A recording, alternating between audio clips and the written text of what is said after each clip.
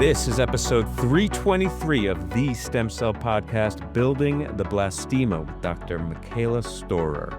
Hello, everybody. We are Doctors Daylon James and Arun Sharma. Welcome back to the Stem Cell Podcast, where we culture knowledge in stem cell research by talking to some of the brightest minds in the field.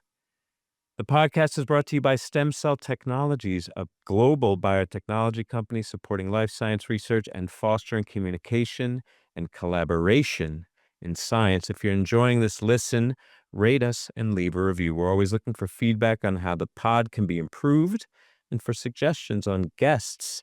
Today, as our guest, we have Dr. Mekayla Storer, who's from the Cambridge Stem Cell Institute, and she's here to talk about her research on the cellular and molecular mechanisms of blastema formation. We've also got our usual roundup of recent highlights and stem cell news. That's coming up in just a tick. But first, if you're looking for the best talks and networking in stem cell science, ISSCR 2026 is the place to be. From clinician scientists to biotech founders to AI innovators to basic biologists, this meeting brings it all together. Discover the breakthroughs, technologies, and clinical insights you can take straight back to your lab. July 8th to 11th in Montreal. Register now at ISSCR2026.org. Yes, my friend, we are closing in on the annual meeting. I'm really looking forward to taking a quick shot up north into Montreal to enjoy all they have to offer there, not least of which is all the science on offer at the meeting. And this year, I think, what we're getting, the headwinds are suggesting there's an emphasis on pulling in industrial stakeholders, standardizing these models, creating a framework and the infrastructure to have all these systems be comparable so we can scale them up and deliver the therapeutic promise that has been on the horizon, seems like forever, and we're getting ever closer to. And this first story in the roundup is kind of along those lines in terms of modeling. It's a story out of the Allen Institute from friends of the show, Rube Gunawardane and Suzanne Rafelsky. And this is a system that I really appreciate because as I move between systems, very promiscuous I've been, hematopoiesis, cardiovascular, I've settled in reproductive medicine, but the cardinal, I would say, or the central and shared process in all of those differentiation paradigms has been endothelial or epithelial to mesenchymal transition. I'm betraying myself there. It started with endo-MT, but what I find is that epithelial to mesenchymal transition and the reverse, mesenchymal to epithelial transition, it's pretty much the foundation of all biology, particularly in development and pathological context as well. But I've seen it in development. I think it's so critical to appreciate it in a holistic way. And that was the idea behind this study. It's a nature method story that really provides a standard framework on EMT in a holistic way. And it's key because, this central cell transition, as I said, plays in embryonic development, also in cancer metastasis is where you hear a lot about it because of the invasiveness and the spread is a classic function. So to understand how the cancer kind of escapes its primary niche and spreads throughout the body, that's a key goal involving EMT. But there's so many different facets of EMT in terms of the phenotype, right? There's like the functional loss of epithelial barrier properties and acquisition of this migratory phenotype. And with that, you get changes in the cell adhesion and cell-cell junction molecules. You also get changes in the adhesion to the extracellular matrix, EMT-related marker proteins, transcription factors that denote cells undergoing EMT, and some cases have a lot to do with conferring the phenotype and the molecular network downstream that's necessary to mediate all the functions. And of course, a lot of altered interactions with the niche within which they reside. But when you look at the experiments describing EMT, whether it's looking at development or cancer, typically they use one or a couple of these markers or observations, whatever you want to call it, in order to define EMT. And they don't have this holistic appreciation of the biology there. So that was the idea here. This story where they systematically using these defined culture geometries in 2D, also in these luminoids, they call three-dimensional luminoids, and with fixed methods, also live cell imaging in a very quantitative way, have this holistic assessment, including cell migration, the expression of these EMT-related molecular markers, the organization of these cell-cell junctions and interactions with the basement membrane, all of this. And also the timing of migration as it relates to the geometry of the cell culture context. All of these things really establishing a kind of ground truth and an in vitro model system and platform that you could plug in all different cell types. And here they use human iPS cells as their founder cell type because it's capable of undergoing EMT. But my imagination was really stirred by putting any and all the cell types that we work with into this apparatus, because what I think we all are appreciating more and more is that the differentiation of these cells and tissues, the instruction set, how they're seeing the environment, be it biophysical cues or secreted cytokines, it's happening on this micro scale. And, symmetry breaking, whatever it may be, we have to observe it on that scale, not only in space, but in time. And I think using these types of models and this specific model as kind of a cornerstone to that field of biology is really a breakthrough. And I think that's what this is. I think this is a system on which a whole entire field, which is already established, but I think maybe in its infancy and not doesn't have as granular means of assessing, or holistic a means of assessing the many contexts in which EMT happens. I think that this is an entry point. So very exciting methodological paper, and Nature Methods papers have such high impact because everyone uses those methods, and they are heavily, heavily cited. And I think this is going to be one of those. For sure. I mean, EMT is one of those things that influences everything in stem cell biology, ranging from stem cell maintenance to differentiation and 2D, 3D context. There's a lot governed by EMT. My favorite part of this paper was maybe something that's kind of obvious for those of us, those of you guys who have been listening to the show for a long time. I'm a big fan of the fluorescent reporter lines that the Allen Institute for Cell Science has. I think they have probably the best repository of fluorescent reporters in the world. And full disclosure, my lab actually uses a number of these for our own, studies in cardiac biology and stem cell biology. Um, and they use those endogenous fluorescent reporters to their maximum potential in this study. I mean, there's so many of them that they utilize here, and that's really Rue's strength and her team's strength. And we've discussed this in a previous episode with her on the podcast as well. So check out these fluorescent reporter lines. They have, I think, I lose track now, dozens and dozens, if not hundreds of well-characterized IPS fluorescent reporters, all built on the WTC11 genetic background, which is perhaps the most well-characterized IPS line out there. And they've used them so well in this particular study. You mentioned the live imaging, and of course that goes hand in hand with these fluorescent reporters. So yeah, I'm a big fan of these.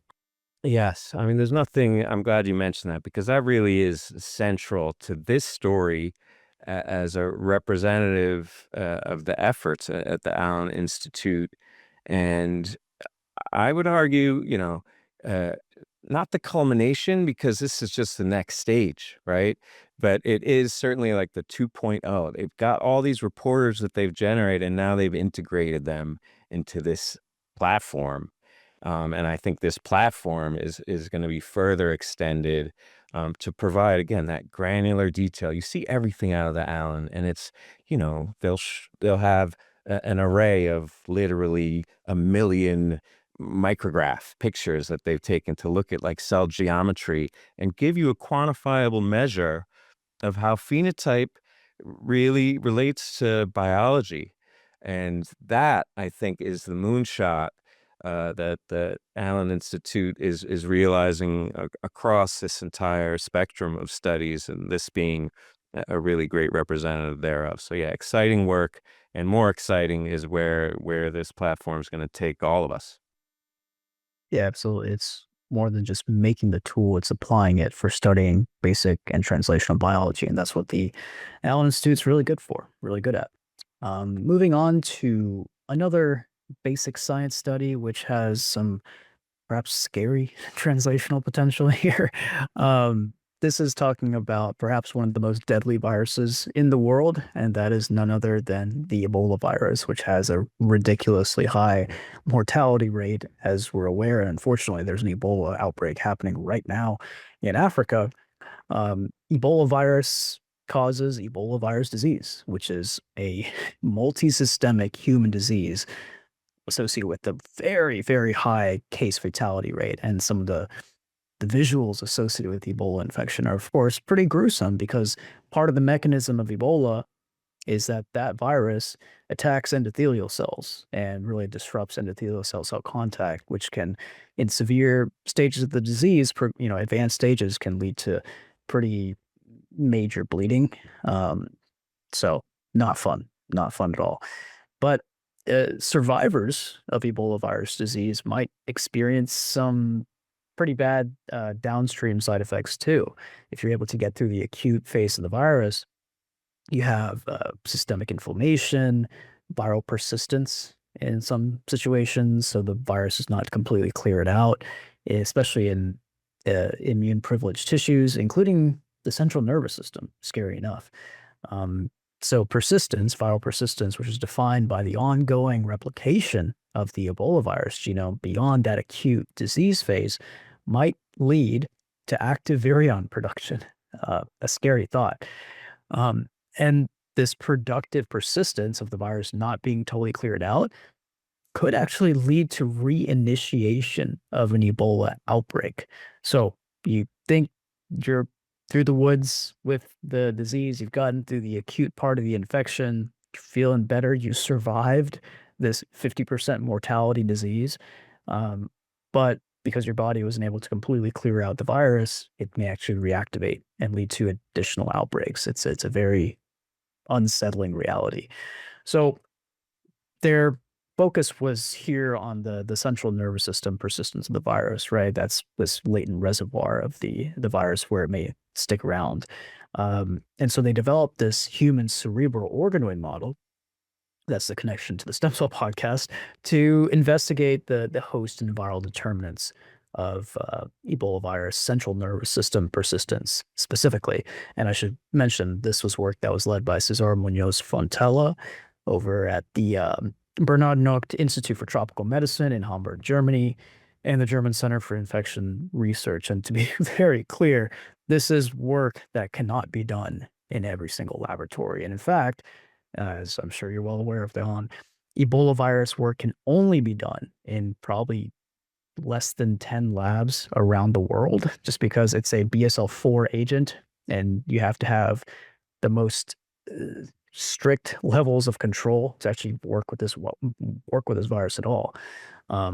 And first off, here is Lena Witterspick, and I would just love to have a conversation with these scientists about actually doing this work, like donning the bunny suits and actually getting in there, infecting these cerebral organoids with Ebola virus. And is it a scary prospect? Are they used to it? Like, what precautions do you have? I'm just so intrigued by the process here. Part of it, as you know, one of my favorite books growing up was The Hot Zone, which Mm. is this book about this miniature Ebola outbreak that happened in DC at this primate research facility. So, anyways, I'm taking a bit of a tangent here, but Ebola virus is one of those things that captures the imagination. So, in the model they developed here, they saw that Ebola virus persistence for 120 days was actually sustained by the continuous infection of astrocytes and neurons and the recruitment and infection of microglia too. So that's, part of the mechanism of this persistent infection. Now, not a whole lot of immune components built into the system, right? But that's, I think a basic, good starting point for understanding the mechanism of this viral persistence. So the reinfection and the infection of the microglia, astrocytes, and neurons was also accompanied by the emergence of Ebola virus defective viral genomes and actually mutations. So the genomic subvariants of the virus was actually changing rapidly in the cerebral organoid system. They also saw cell-to-cell transmission, the activation of cell-specific innate immunity against the virus, which I suppose is a good thing.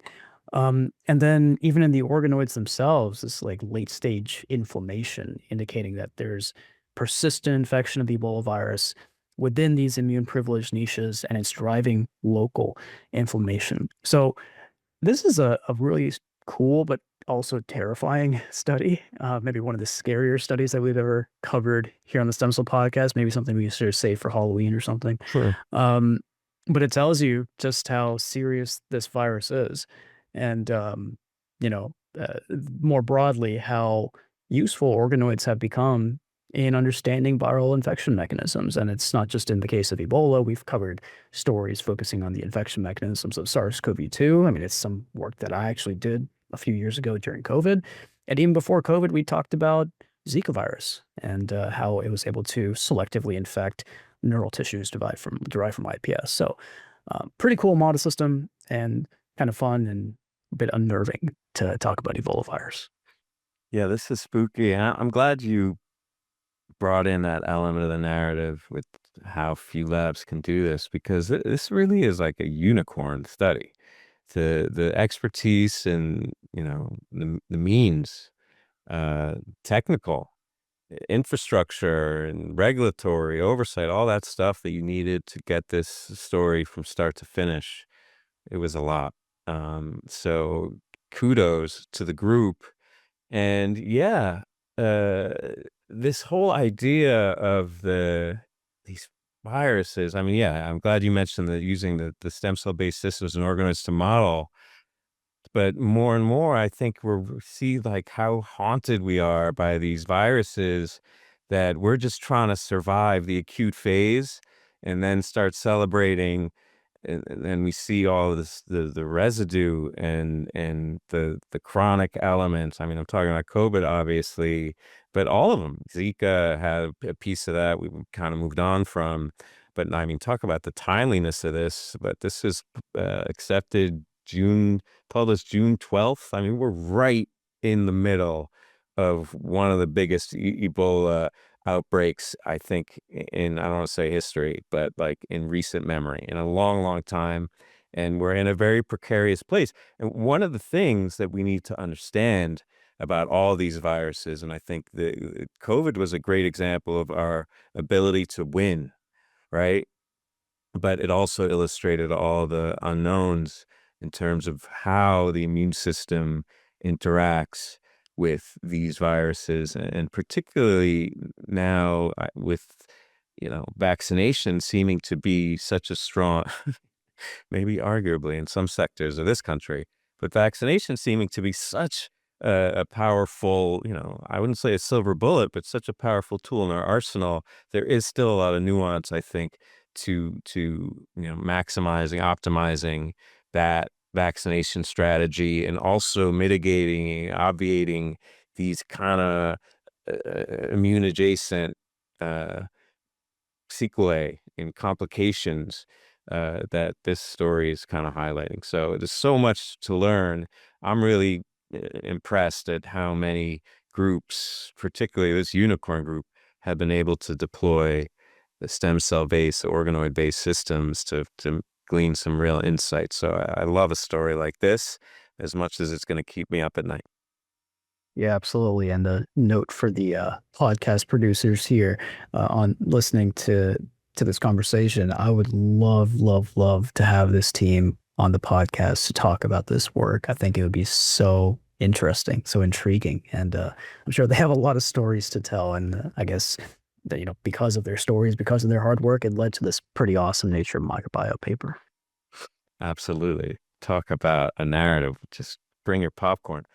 All right, so moving on. This is a story kind of adjacent. We're talking about inflammation here, but in the context of stem cell therapy. And this is kind of a twist for me, because early days, the RPE, right? It was one of the most vivid examples, that and beating cardiomyocytes. But RPE, you saw it in a dish, and there was such a, I don't want to say low-hanging fruit, but a near-term application uh, for retinal pigmented epithelium in treating retinal degenerative disease, right? Which, it's progressive disease. You lose photoreceptors and the RPE, and ultimately results in irreversible vision loss, right? And there's been real revolution in the treatment, particularly in this AMD, right? Age-related macular degeneration, which is the most prevalent. 20 million people in the US, almost 200 million globally, which is expected to increase by about 50% up to almost 300 million in the next 15 years. So, like, this is a big unmet need globally as our population ages. And there's this therapy that's been a revolution, this intravitreal VEGF, anti-VEGF, VEGF trap, um, which manages this neovascular form of AMD, right? It improves vision in these patients, but there's nothing there for restoring lost photoreceptors or RPE, right? So you're not going to reverse that degeneration. In early days, that made RPE in a dish so exciting because you could transplant it into the eye. And this is the key, that the eye is this immune privileged site. So it'd be a great first use case for cells where we wouldn't have to worry about immune rejection. This is way before, I don't know about way before, but it was before iPS cells, and allogeneic applications were, the only real feasible in the near term, right? So the problem there, was, despite this short-term safety, they proof of concept, a lot of studies, big deal studies, deploy trials, clinical trials. We talked about it on the show. They showed durable engraftment. They showed, they showed functional benefit, but they didn't show durable engraftment. And it was inconsistent with respect to how much visual improvement there was, or how long term. And ultimately, these patients were all on prolonged systemic immunosuppression, because despite that immune privilege, early studies show that there was, in fact, some immune reaction. Um, and that was the key. It was traditionally attributed to, like, this innate immune response. But in more recent years, studies have shown that there's actually lymphocytic infiltration, and the elevation of these pro-inflammatory cytokines and a pro-inflammatory signature, right? So, working on this hypothesis that there's a inflammatory link there, and whether or not the eye is immune privileged, uh, this group, which is led by Yuan Gao at Nanjing Medical University, Nanjing, China, um, they were working on this hypothesis of a link between inflammatory cascades and the rejection of these tissues, right? So what they did, and this is a very clever, comprehensive, challenging, ambitious, but ultimately with success approach, they integrated these multiple profiles. They profile patient blood. So in an individual patient, they take the blood, they take the aqueous humor, and retinal tissue, right? In patients generally, with multiple types of retinal disease. And this included, though, patients also that were in these early phase human ESRP transplantation cohorts. So they had actual patients undergoing these transplants. And they also applied this in vitro culture. So that was observational. And they also applied this in vitro culture of allogeneic lymphocytes with human ESL-derived RPE in a co-culture, also in humanized mouse models. And what they found was actually fascinating, is they found that there was this interferon gamma JAK1 linked inflammatory program, that was hindering the engraftment of these ES-derived RPE. Um, and not only that, right? So here's the thing.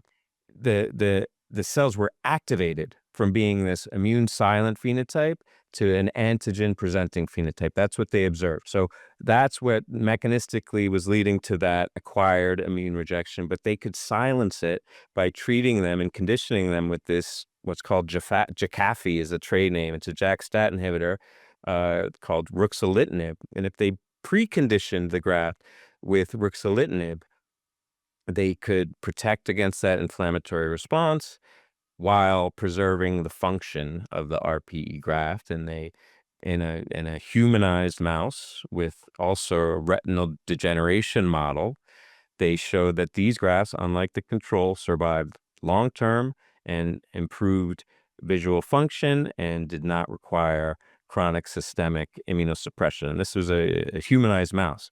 So a good avatar for the patient, which I think is now bringing this RPE idea back to life. And a great example of the kind of tinkering process here. Many times we have to be recursive about this. I think we've learned a lot from that first wave of trials, and there have been some setbacks, and I think this is going to happen across the board. But the measured approach, going back into the model systems, generating new approaches and ways to mitigate the off-target, whatever result, I think this is a great example of how we push forward and bring these therapies, I don't want to say back to life. What we did is keeping them from dying, because the worst thing you can do with these is push them too fast without having a real measure and a deliberate effort to understand what's going on. And that's where we've come one step closer now, to understanding, even in this immune privileged state, how the graft itself can have some intrinsic inflammatory capacity. And not for nothing, but I feel like this is something that may be applied more generally, or at least something to keep in mind whenever you're treating with a cell type, even maybe something that's like hypoimmune. I don't know. So I think conceptually, also practically, a pretty important advance here in cell stem cell from this group out of Nanjing. Yeah, I think this is translational stem cell science at its best because we're talking about, yeah, bench to bedside, but then bedside back to the bench here to really tweak and improve the downstream clinical applications. And that's kind of what they were going for here. And I'm sure this is going to be a topic of discussion, stem cell derived RP, uh, both at the main ISSCR and the ISSCR 20-year anniversary in Kyoto that's coming up in the fall, because a lot of those RPE trials were initially done in Japan, especially the iPS derived RPE ones. So I think really exciting study. A few things to consider here. I think the paired human cohort was, I mean, in their words, modest in size, and the samples were obtained under clinically indicated immunosuppression. So that's something to think about. Um, the other thing is this is embryonic stem cell derived RPE. Sure. I mean, uh, so I think they only focused on a single clinical grade HESC RPE line. And so it's not really clear whether that's the same sort of interferon response vulnerability, or the benefit of this ex vivo conditioning could actually extend to other lines, because everything was done with a single line here. And as we know, that's a pretty significant limitation in whatever stem cell study you're doing. Um, and then, a little bit about the ruxolitinib. It's this dual JAK1, JAK2 inhibitor, like you described. It did delay, the ex vivo conditioning did delay the graft loss, but it didn't prevent it. Mhm. So, again, something else to consider. So, in their words, it supports the approach as a proof of concept graft engineering strategy rather than a complete solution to long-term immune rejection. And I think I'm glad they were upfront about that. Yeah, and I'm glad that cell stem cell and journals are publishing this stuff, because this is, and with the level of transparency and lacking, the the hoopla and over promising. This is where we need to be. And yes, there are limitations that are clearly acknowledged, but I think that's countered by the fact that, I mean, this is what they had, and to have as you said, to take that bedside material and take it back into the bench, limitations notwithstanding and acknowledged, uh, I'm just so glad that they're wringing everything out of this and getting those results, because now we have information to base the next question on. And while, yeah, it's not a solution, it is an incremental step that I think is significant. So yes, I'm glad you mentioned those limitations, and I'm even more glad that we all get to share in this research in a really high profile forum.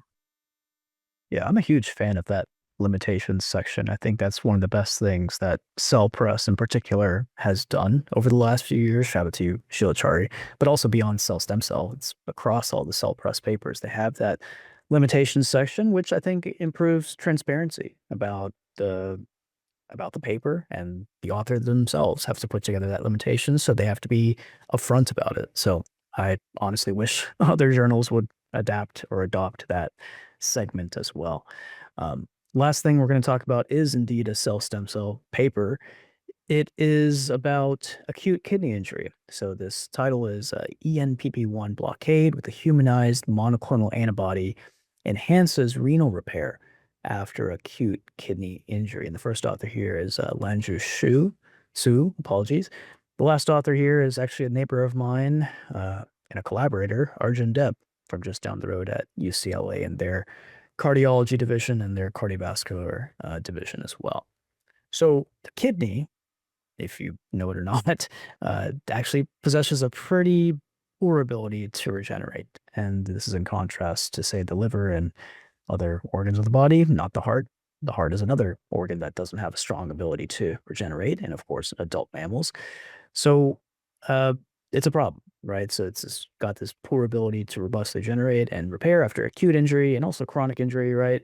So they showed that this ectonucleotidase ENPP1 is pretty highly expressed in diseased human kidneys. So they got the primary human kidney samples, and it actually correlates strongly with clinical indices of renal dysfunction. So it's a biomarker. It's a biomarker of renal dysfunction. And they did some genetic manipulation here in mice and targeted ENPP1 in the mice to actually enhance renal repair. Um, and then they took it to the translational level. And this is, I think, part of what got it into cell stem cell. They developed a humanized monoclonal antibody that was actually able to target human ENPP1, which is this ENPP1 monoclonal antibody. And when they administered this to humanized mice, it actually improved kidney function. It also led to tubular cell proliferation, enhanced renal glomerular filtration rate. So the kidney's doing what it's supposed to be doing in these mice.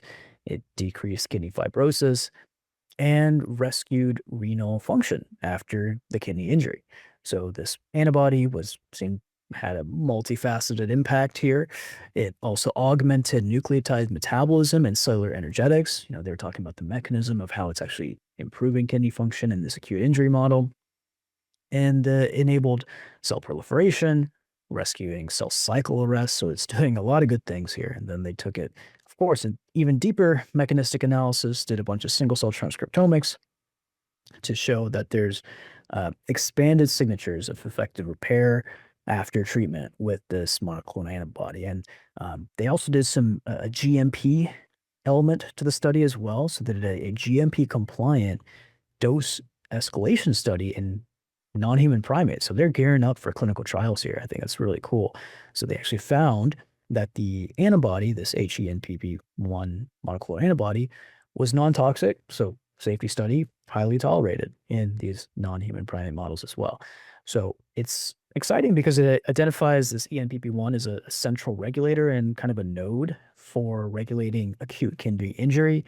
And the obvious next step here is to bring this ENPP1 antibody to human clinical trials for acute kidney injury. And I'm excited to see what comes out of this group from UCLA. Yeah, this is impressive for sure. Did they go into monkeys? Yeah, non-human primates. Yep. Jeez. So yeah, I'm looking at this and I'm like, huh. And look, I'm not no shade at all. This is crazy. It's like you said. It's like this is like almost like IND.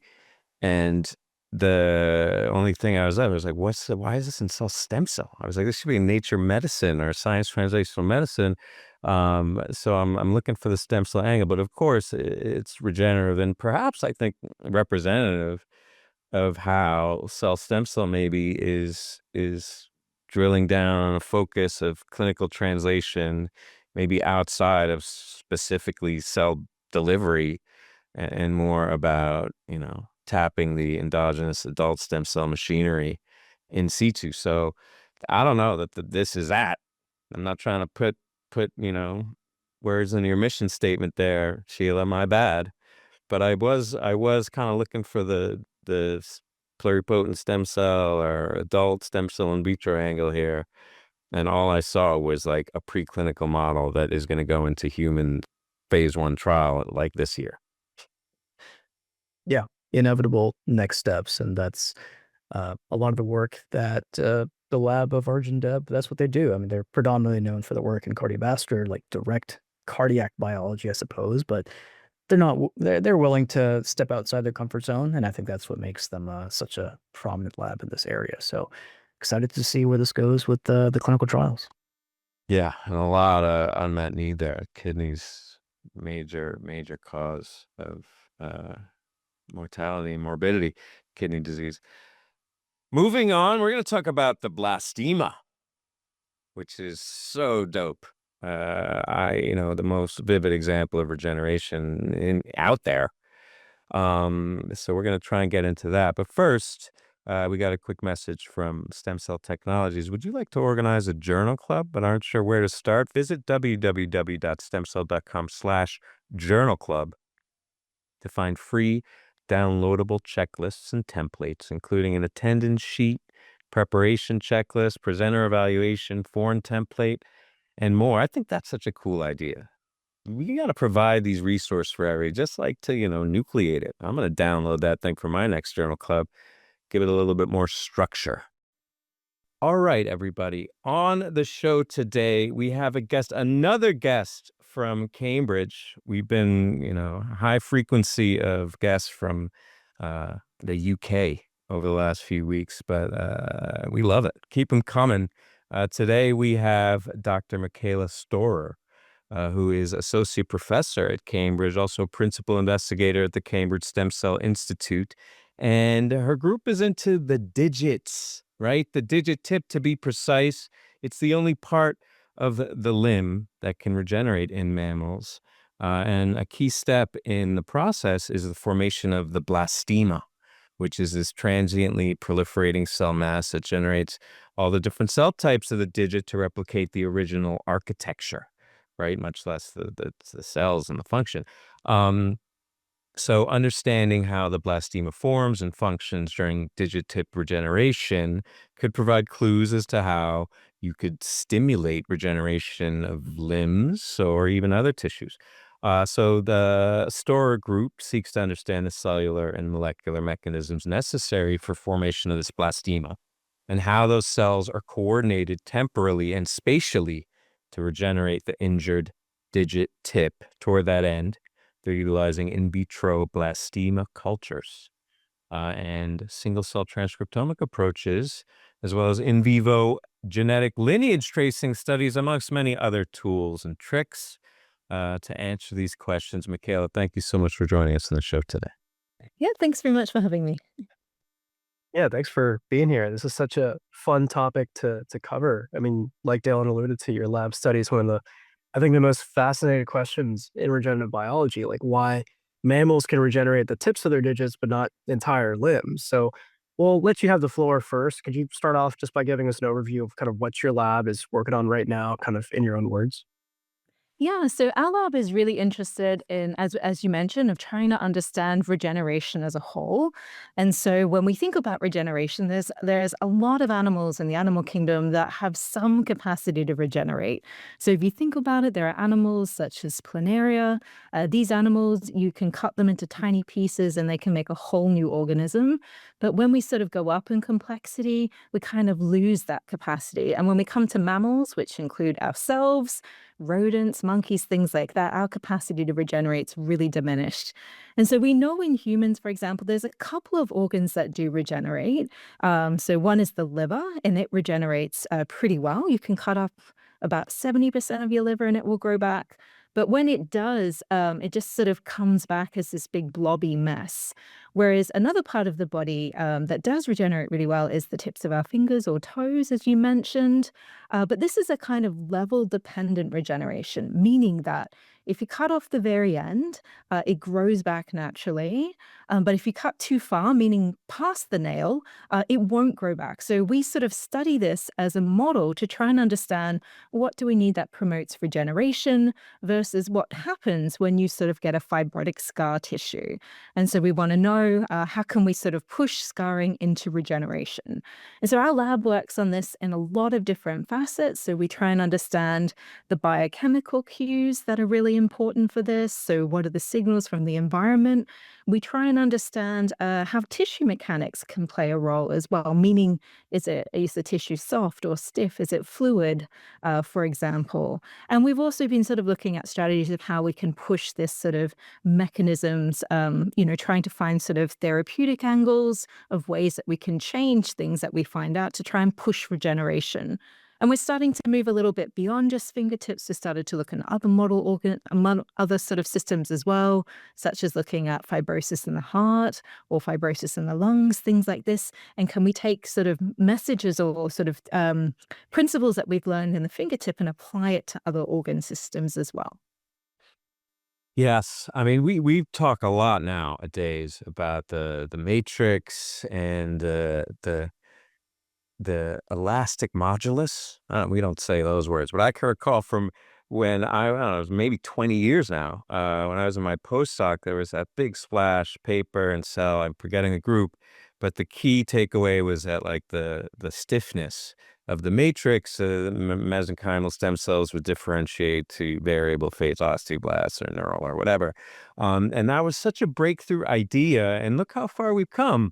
Now to really understanding a lot and realizing how much we lack understanding really, but of all the nuance and the multiplicity of cues that exist outside of the cell. So, I mean, there's a deep history there, and we're going to talk a little bit about your origin story and some of the early contributions that led here. But I'm going to start off with this more recent, in fact, very recent work that was just published a couple months back in Science, where your group showed that cues from the extracellular matrix are critical modulators of regenerative potential. And it was interesting in that same issue, Cam Aztekins, sorry if I mispronounced his name, but his group showed that oxygen sensing was a critical mediator of species-specific digit regeneration. So there was this kind of like 1-2 punch there in the journal that really underscored the role of the microenvironment in regeneration. And I think that's really reflective of the space we're in right now and the way we're thinking about the matrix. Can you elaborate a bit on that study and whether these principles, as you kind of alluded to in your intro, how you can apply these really kind of vestigial or restricted regenerative programs, how like maybe this matrix paper story with the hyaluronic acid is conceptually how you could apply the insight there to unlock regeneration in vital organs like everyone's favorite, the heart, where I mean that's the real, the holy grail is reversing that scar into a more constructive regenerative process. Yeah, I mean, the probably idea came from a paper that I did in my postdoc, if we sort of go back a bit. And in that sort of paper, we were trying to understand digit tip regeneration normally. And what we kind of found that if you took cells from the back skin of a mouse, so normally if you injure the back skin, it just sort of heals with fibrotic scar tissue. And if you take those like sort of fibroblasts and you place them into a regenerative environment, that the regenerative environment was enough to sort of tell those cells what to do. So they became like a blastema cell, meaning they sort of had a bit more plasticity. They started to express many of the markers that are associated with that state. And that when you followed it through regeneration, they were able to become multiple types of mesenchymal tissues, meaning that these fibroblasts became bone as well as connective tissue. If you took those same cells and you put them in a digit tip that didn't regenerate, so meaning you'd amputated too far and you sort of had this fibrotic environment, they just became the fibrotic scar cap. So it kind of meant that it came up with this idea that it's really the microenvironment that's important. And so we started to investigate that a little bit more in this recent study where we were trying to look at what's the difference between a regenerative microenvironment and a non-regenerative, again, meaning we amputated too far. And something that really stood out to us was that the extracellular matrix, which is this scaffold that cells sit in, it was very different between the two. So in regeneration, we found that there was an abundance of this molecule called hyaluronic acid. And I guess for people, you've probably heard of this before. It's in face creams, right? So everyone's really like, oh yeah, I've heard of HA.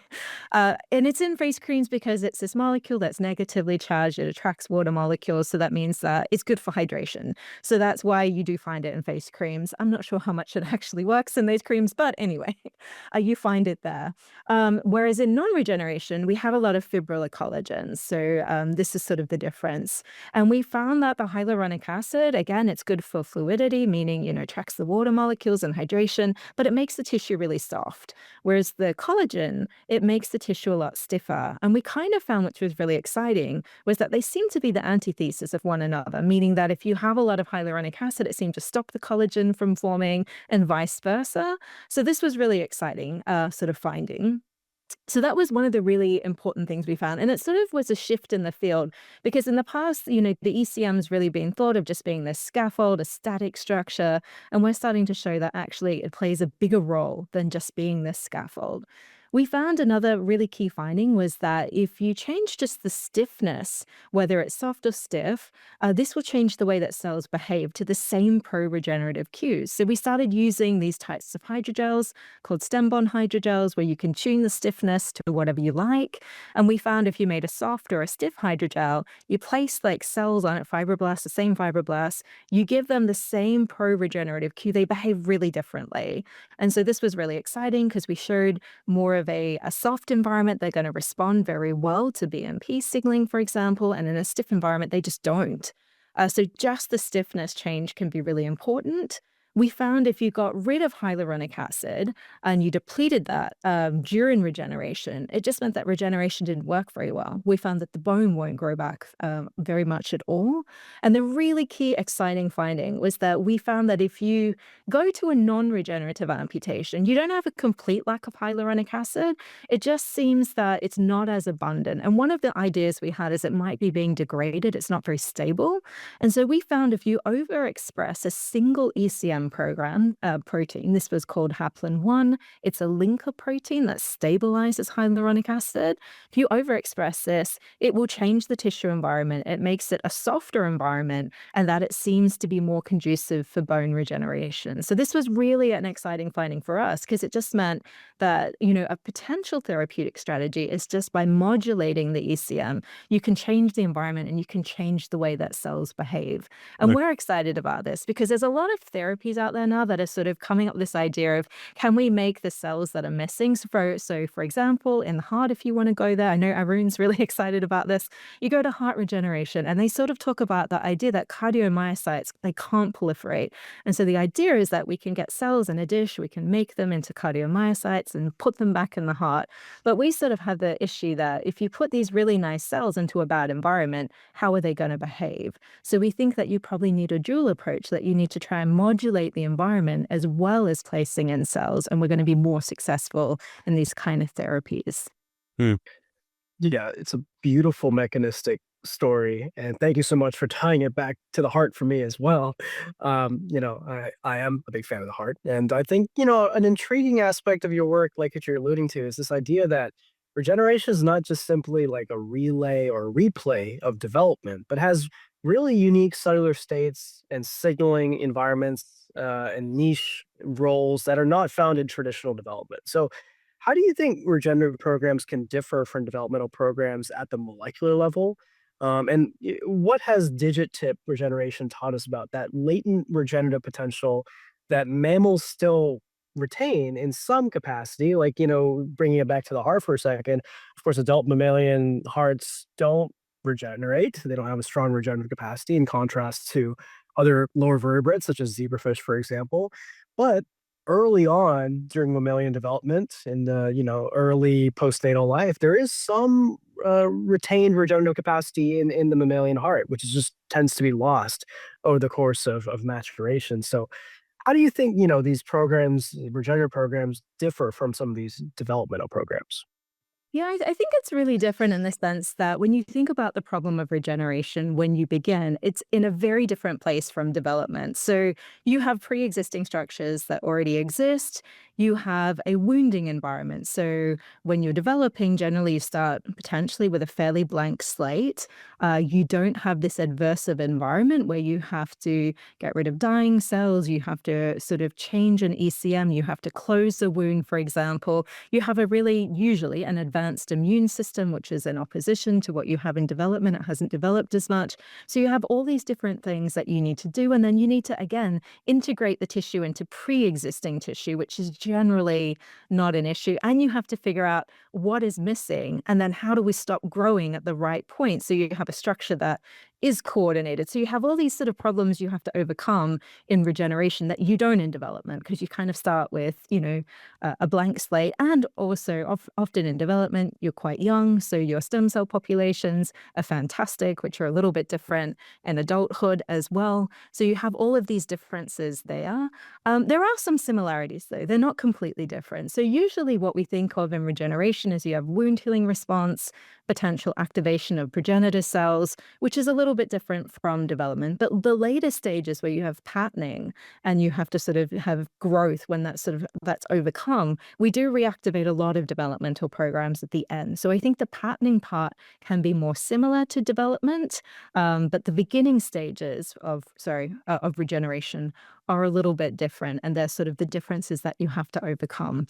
Interestingly enough, though, when you kind of look at a lot of species that regenerate, when they regenerate structures, they don't regenerate them perfectly. So even when you look at the digit tip, what happens in development, you'll have bones that form through a process called endochondrial ossification, which is basically means you form a cartilage structure first, and then that cartilage gets replaced by bone. But when you regenerate, you have a different type of bone formation called intramembranous ossification, where you directly deposit down bone. You don't have that cartilage template. And there are lots of reasons why we think the digit sort of does this. It might be metabolically better for things like this. But it is very different. And you'll find when you look at a lot of amazing species that regenerate, for example, salamanders, they're amazing too. But when they regenerate, it's not perfect. It's not exactly like when they develop. There are small differences. So we sort of think that maybe the limitations of a sort of having an adult system, which can be more prone to tumorigenesis, these kinds of things, that there are stricter measures in there for regeneration to make sure that it occurs properly, that it doesn't go aberrantly, and that may be restricting us somewhat. Yeah, I mean, to hear you talk about the uphill battle, I mean, it's tough to form a tissue, right? We are all chasing that goal.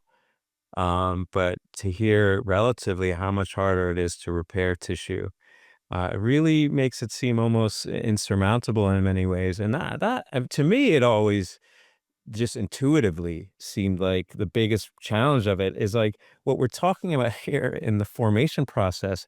Maybe we forget at times, but it's tiny by comparison. We're talking about an enlage, right, that forms and then kind of just grows and bulks up with the pieces in place. So the idea that you're going to at scale go back and make that, it seems again like just a total disconnect, which is I'm sure why it's kind of all hands on deck. Let's just survive for the cells and the tissues in the adult process. So not at all surprising, but nevertheless, the mechanisms that cells evolutionarily have acquired in order to survive the organism, the insult, um, are profound and remarkable.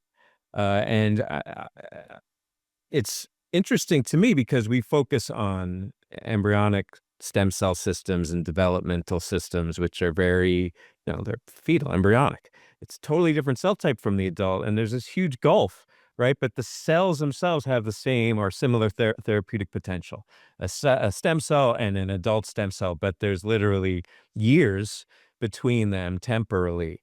And a point of emphasis now at the NIH in the States here, but also in many other scientific societies, are these new approach methodologies, which are not moving past animal models by any means.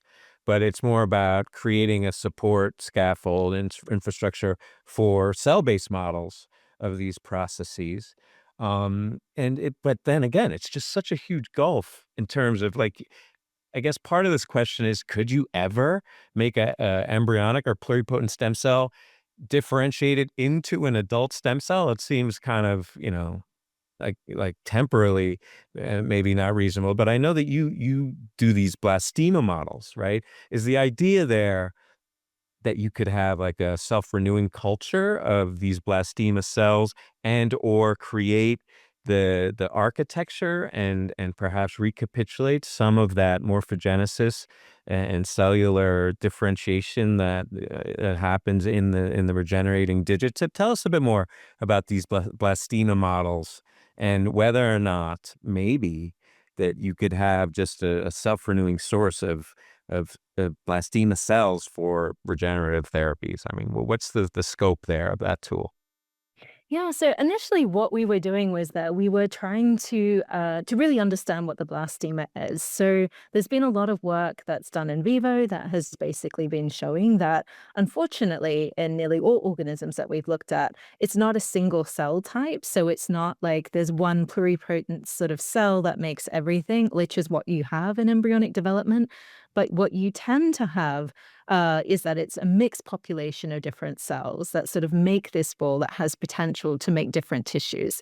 And the cells that make up the blastema are what we call uni, which seem to be lineage restricted, meaning that they make the cell type from which they originally came. So we were originally trying to culture these in a dish to really try and understand their potential, like you were saying, to see if we could make lines that would allow us to sort of use them for therapeutic potential. We were also very interested in asking what do blastema cells secrete, that sort of thing, to have a better understanding of, the chemical or the biochemical cues that can come out of this. But unfortunately, I don't think we're going down the route where we can make cell therapies directly from this. It was more a tool to try and understand that sort of natural state. And there's a lot more things you can do in a dish where you can perturb things, where you can see whether you can push them in one direction and another, making it more of a reductionist system to really try and study those things, which is a lot harder in vivo, for example. Yeah, certainly quite a bit to consider. And well, let's actually take a step back in time for a second. I mean, earlier in your career, you actually made some really important contributions to cell senescence. This is a really hot topic these days, and a lot of folks are looking at this idea of senolytics, compounds that may be able to reverse cell senescence in aging and disease, for example. And you focus on this idea that senescence can play beneficial and instructive roles rather than just being associated with just aging or pathology. And that's kind of the traditional way we look at senescence, right? So, how does that work and focus on senescence influence the way you think about regeneration and tissue repair today? Yeah, I mean, that original work, I was very lucky to do that in my PhD work. And it was basically sort of showing, as Aaron said, that initially we think of senescence as being this really negative thing. So cellular senescence is where cells sort of exit the cell cycle, but they're still active cells. They actually secrete different proteins, and that sort of can influence the tissue around it. And originally, we've really noticed this as being part of aging. And in aging, it tends to be a negative thing. So there's this idea if you get rid of them, that will help rejuvenate the tissue. But we also noticed that there seems to be senescent cells in the earliest stages of embryonic development. So we were looking at a stage where the limb bud begins to form out, and we found that senescent cells were in a region called the apical ectodermal ridge, which is the very tip of the developing limb bud. And we know that this region is really important for secreting different proteins and actually organizing the underlying tissue. It plays an important role in the growth and patterning of the limb. So we came up with this idea that these senescent cells may not actually be negative, but they're actually playing an instructive role. And so this was really exciting for me because this is also something that you need in regeneration. So in regeneration, there's usually sort of signaling centers. So when you think of salamander limb regeneration, something that forms is called the apical ectodermal cap. It has a really similar role to the apical ectodermal ridge. So in this case, in the salamander, it secretes factors, and it's really important for starting to sort of get the blastema to form just underneath that. And so it's sort of similar in regeneration that you need these sort of signaling centers that are really important for sort of allowing cellular plasticity and instructing the growth and or repatterning of different structures as well. So that was really instrumental in sort of a way of thinking. We also moved work beyond that a little bit after finding it in development, and started to look at this idea that senescence isn't necessarily always a bad thing, that it can actually induce plasticity and tissues around it. In aging, that can be a little bit negative, because if you have too much plasticity, you might go on to form cancer, that sort of thing. But it can also be positive. And so people started to look at the idea that senescence could also be important in regeneration as well. And so we have some work that we're doing in the lab a little bit looking at that. There's some beautiful work by Max Young's lab as well, who's starting to look at, who published a paper and looking at senescence in regeneration of the axolotl limb as well. So it is a little bit more multifaceted than what we originally thought. Gosh, it's so, I mean, just I can imagine as you're talking about it, this idea and how amenable it would be to, like, and I'm thinking very like sci-fi movie therapy here, but like a cap, you put a cap on the severed limb, and then you grow the limb underneath. And the reason I say that is because, yeah, there is the lower, the axolotl and salamander limb regeneration, as you described. There is that signaling center, but also it reminds me of this talk that I saw. I think it was last summer's ISSCR. There was this talk from Tatiana Sandoval Guzman's group, and it was following clinical phases of human fingertip regeneration, and it was super grisly, but beautiful, and to the point where I like went into the paper because even though there was like a trigger warning about the pictures, she kind of held back a little bit in terms of like exactly what was being described there. So I had to see it, and that's what I saw in the pictures, is like a little cap. Obviously, this is more just mechanical, letting the body do its thing. That this little cap and 22 patients, right? So like we're beyond kind of anecdotal, and it was just fascinating to see that stepwise recovery and regrowth and structuring. I mean, that was the thing, that you had something that at the beginning looked like, meat. And then by the end, it was some semblance, like you said, not perfect. But that's, as I said, we're moving out of anecdotal into like some standard of care. Um, Tell me what your thoughts are in terms of like major insights, like that idea of the cap. It seems like, I know I'm betraying myself in how naive I am in these things, but I feel like there is process now. What is the some of the insights from the lab that now you think are ready to be applied in the clinical setting? I think, yeah, we're still a ways off to being exactly in the clinical setting. So Tatiana's paper was really amazing. She was really trying to understand what the wound secretes so that we could find sort of factors that, like you were saying, perhaps we could make a dressing to put on the end. We definitely know from very old papers where they were looking at human fingertip regeneration. I mean, I just want to put the disclaimer, no one's cutting fingers off. It's through accidents.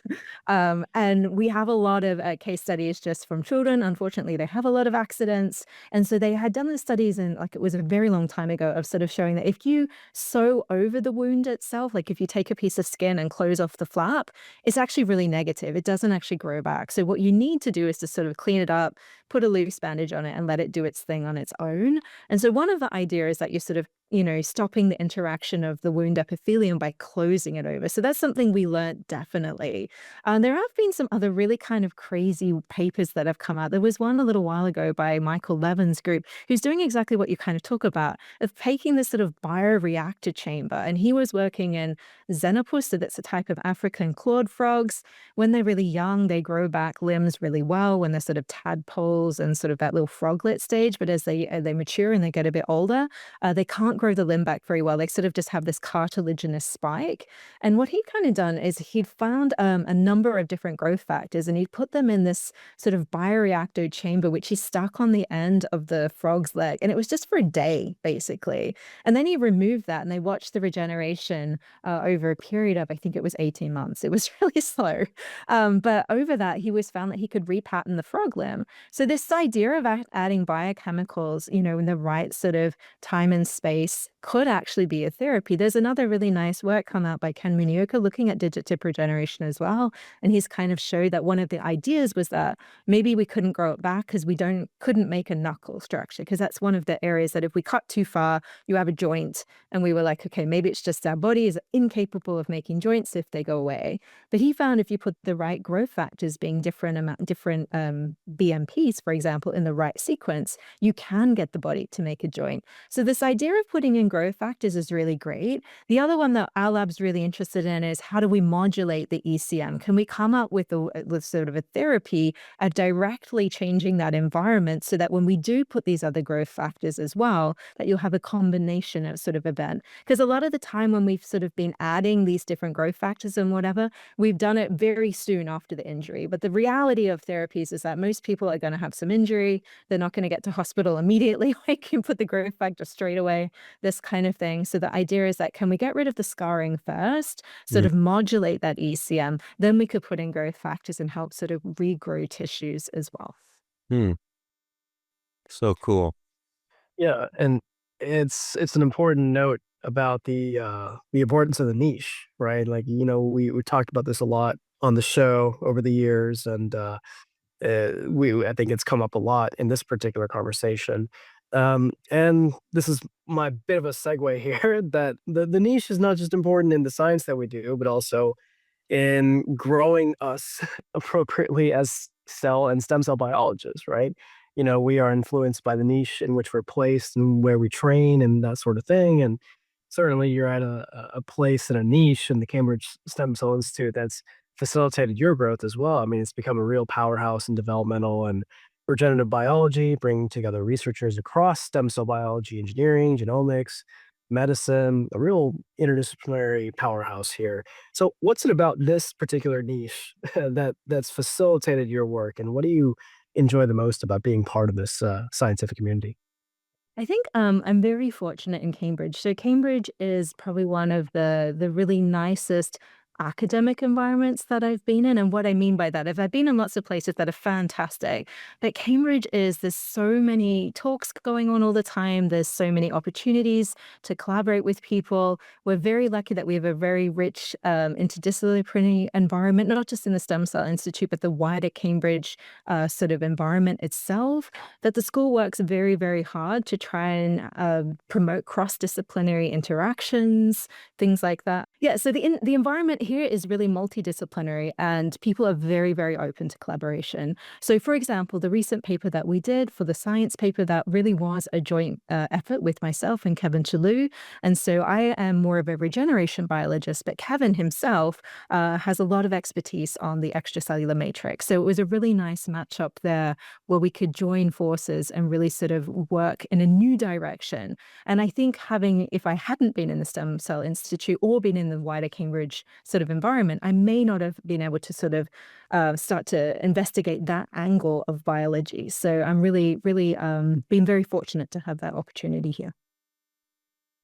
Yes, they got assembled a real hit squad at Cambridge over the last few years. I mean, you listen to the show lately, you think that they have all the stem cell biologists over there. The guests we've been having. We certainly don't. There are a lot of amazing institutes that have great stem cell biologists. So I just want to put that out there too.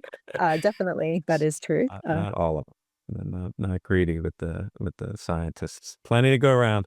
But yeah, the collaborations, I think, and the guests that we've had on the show have really emphasized that it's such fertile ground because there is a tremendous spirit of camaraderie and collaboration towards the shared end. And I think that was a very deliberate part of assembling that group. It continues to be a part of it. A really diverse group, as you just underscored there, taking the talents and strengths of many different individuals towards a unified goal or many goals on that front. So, yeah, great place to work, and you a great representative of that good work.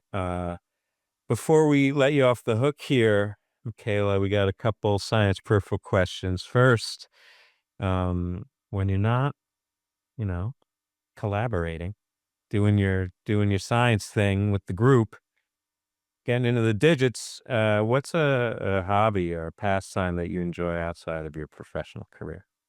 Yeah, so I'm really excited about sport. I'm originally from Australia, so we play sport from when we're very young. And I've played a sport called touch rugby. If you're from Australia, it's touch footy, but in England, I call it touch rugby. Yeah, and it's something I really enjoy. So it's not like contact rugby, there's no contact, it's you just make a touch, and that's the same as having a tackle, for example. It's a very athletic game. And I've really enjoyed playing that here. So I've played it at all different levels, from local level to, at one point, I was lucky enough to represent England when I was a lot younger, sort of thing. So it's a sport that I really find a lot of fun. And the funnest bit about it is you can play all women or men, or you can play mixed teams. So that's really exciting too.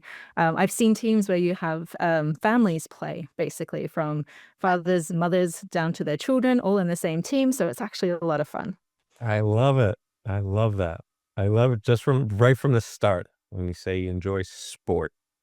Because in the US, we talk about sports. We distribute the sports like there are many of them, but it's just like a monolith for you, sport like that. Finally, for our listeners, who some of whom are a bit lost, I speak for myself. Maybe a bit of advice, some bit of guidance, professional or not, from your many experiences. Yeah, I think depending on the level, well, any level, I think if you really want to improve your science, I think the real key is to read. None of us read enough. I think it's one of those things where it's always easy to put off because we have other things to do. But that's something where you'll get a lot of insights. And even reading the same paper over again, depending on what you've been exposed to, you're going to pick out different things in that. Another point I would say is just to talk to as many people as possible. Doesn't matter what career stage you're in. I think it's actually the connections that are really important in life, and it's things that you won't even notice. Like, it will be things where you may have met someone years before, and then later on, you're applying for a job, and they'll remember, hey, I spoke to you once and had a good interaction with you. So I think that thing of not being afraid, especially the more junior people, I fully understand that it's really intimidating to go and talk to someone who you may see as you may really admire their work or things like this. But in reality, we're all just people. So we're always very happy to talk to people from different diverse backgrounds, from all different career stages. And I would definitely say that most of us probably don't think of ourselves as more successful in our own eyes. So yeah. That's great. A couple of great pieces of advice. And I like that you shared that, because one of the great things I hope that comes from this show is getting to know these scientists as people. Because the ideas are so monumental and intimidating, as you said. I think it's important to recognize that we're all human, and approachable. I think every scientist would echo that sentiment, is that they enjoy being approached by young trainees more than familiar people sometimes, many times. Anyway, thank you for sharing that, and thank you for talking with us about your work, about the digits and the implications of that work across all fields. This has been a really fun chat, Mekayla. Thanks again. Yeah, and thanks for having me. I've really enjoyed being here. All right, guys, that brings us to the end of this episode of the Stem Cell Podcast. Don't forget to subscribe to our newsletter at www.stemcellpodcast.com to get the show notes, including a summary of this episode and links to all the interview and roundup papers. If you enjoyed this show, had a good listen, you should share it with a friend. Send me an email. Tell me how much you loved it or how much you hated me and would like to hear more of Arun. I can handle it. Share with a colleague. Put it on social. Do something with yourself. God damn it. We're coming into the ISSCR hot. You can reach out to us at X at STEMCELL Podcast, on Blue Sky at STEMCELLpodcast.com, or via email at info@stemcellpodcast.com with feedback or to suggest guests. Until the next episode, which is going to be the last one, I think, before we're touching down in Montreal. Thank you guys so much for listening.